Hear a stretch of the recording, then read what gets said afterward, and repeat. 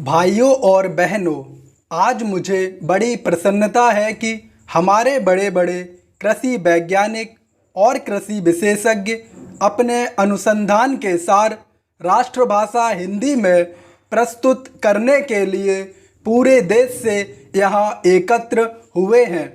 मैं तो हमेशा ही कहता रहा हूँ कि किसानों तक नई जानकारी उनकी ही भाषा में पहुँचाई जा सकती है। आपने अच्छा किया कि श्री गणेश राष्ट्रभाषा हिंदी से किया। मैं तो चाहूँगा कि सभी भारतीय भाषाओं में राष्ट्रीय कृषि सम्मेलन आयोजित किए जाएं, ताकि सभी क्षेत्रों के किसानों को पता चले कि उनके लिए इस देश के कृषि वैज्ञानिक कितनी मेहनत से नई नई किस्में और तकनीकें निकाल रहे हैं। अब से 3 दिन बाद हम एक नए वर्ष में प्रवेश करेंगे। मुझे बताया गया कि सन 1995 के वर्ष को यूनेस्को ने सहनशीलता का वर्ष घोषित किया हुआ था।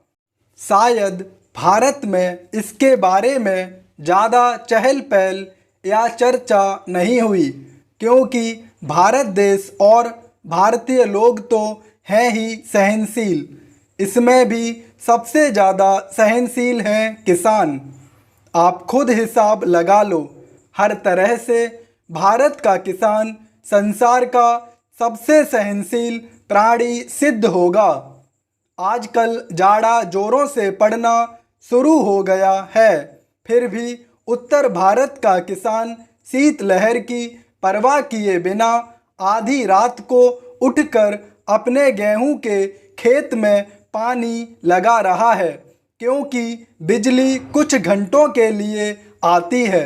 किसान ठंड सहकर फसल उगाएगा और फसल पकते पकते गर्मियां शुरू हो जाएंगी, तो जेठ की तपती धूप में वह खेतों में कड़ाई व मड़ाई का काम करेगा। यह जाड़ा पाला सहना और कड़ी गर्मी में पसीने से लथपथ होकर काम करते रहना, इतनी सहनशीलता बस किसान के बूते की ही है। फिर हिंदी बोलने वाला तो और भी ज़्यादा सहनशील है, हर हाल में जी रहा है। गेहूं चावल विदेशों में किस भाव में बिकता है और हम उसे क्या भाव देते हैं।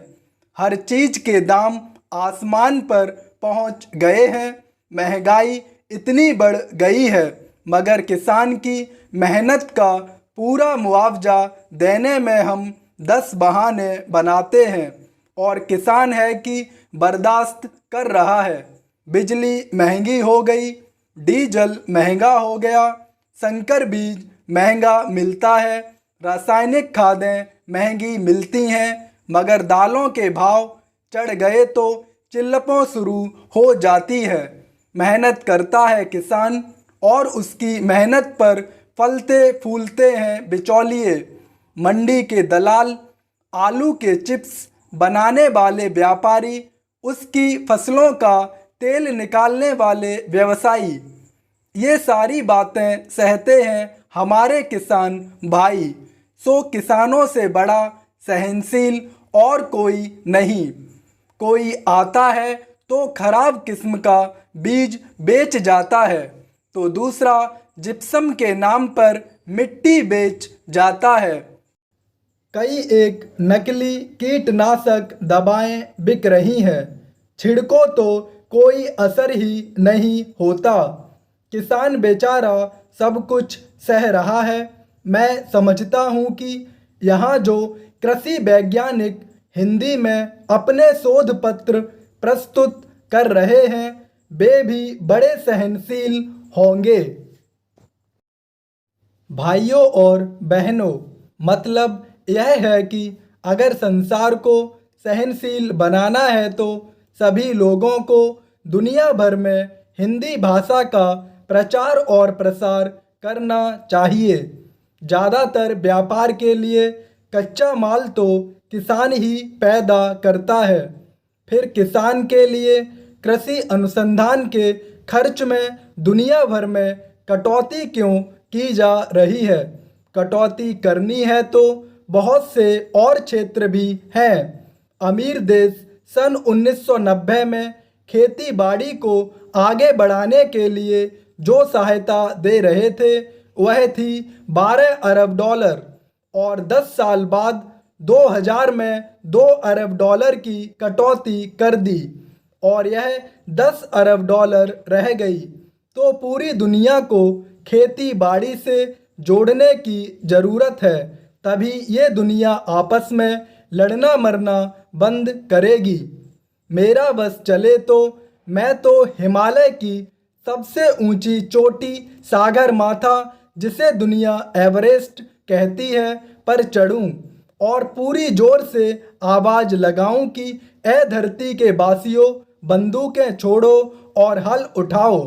नहीं तो आप ही सोचो कि 20 साल बाद 2020 में जब दुनिया की आबादी 8 अरब हो जाएगी तो सबको खिलाने लायक खाद्यान्न कैसे उपलब्ध होगा।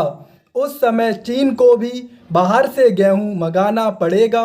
सौभाग्य से भारत के बारे में तो कृषि विशेषज्ञों का यही अनुमान है कि भारत के किसान और कृषि वैज्ञानिक मिलजुल कर बढ़ी हुई आबादी का भी पेट भर पाएंगे।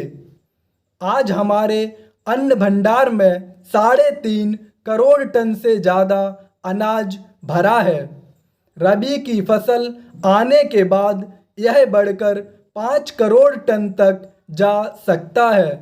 रखने की जगह नहीं है, इसलिए समाज कल्याण के कामों में लगाने और विविध रूपों में निर्यात करने के अवसर बढ़ रहे हैं।